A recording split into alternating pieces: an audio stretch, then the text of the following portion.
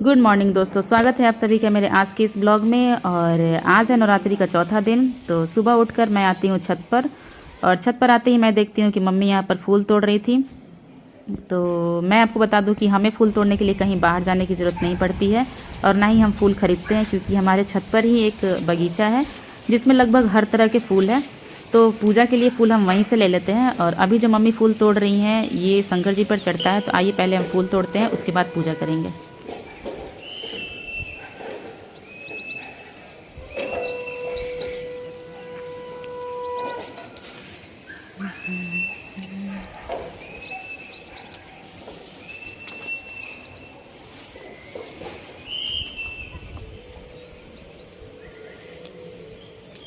अब फूल तोड़ने वाला विधि तो समाप्त हो गया था, तो हम फटाफट जाते हैं तैयार होने।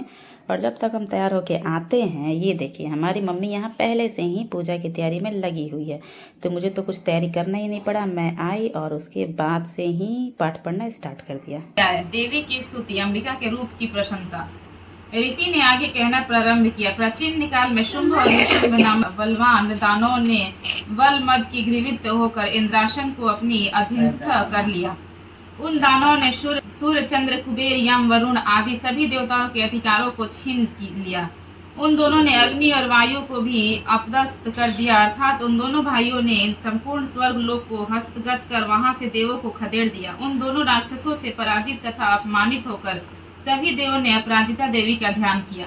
पूर्व काल में जगदम्बा द्वारा देवों को वर प्राप्त किया था कि प्रकार का संकट उपस्थित होगा, तभी देवी की आराधना द्वारा उनका संकट दूर हो जाएगा। ऐसा सोचकर सभी देवता हिमालय पर्वत पर जाकर भगवती विष्णु माया की स्तुति करने लगे।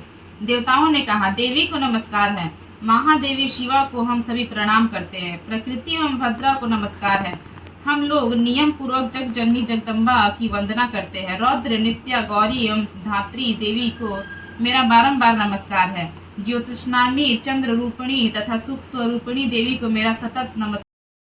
तत्व ज्ञान की प्राप्ति के लिए आप ही मेधा शक्ति है, इस दुस्तर भाव सागर से तारने वाली आप ही नौकरा रूपिणी दुर्गा देवी है, आप सदैव ही आसक्ति से रहित हैं, आप ही कैटव दानव के शत्रु भगवान विष्णु के हृदय में निवास करने वाली तथा शिव द्वारा आदर प्राप्त गौरी देवी भी है। आपके मुख मंडल मधुर हास्य से पूरित है, स्वच्छ पूर्ण चंद्र बिंब के समान और उत्तम स्वर की मनोहर आभा से आलोकित है।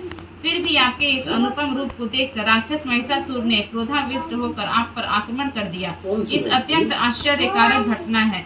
हे देवी, जब वही मुखाकृति तो आज की पूजा तो हो गई समाप्त, और हमने यहाँ प्रसाद वितरण किया, और प्रसाद खाने के बाद हम निकल गए घूमने के लिए।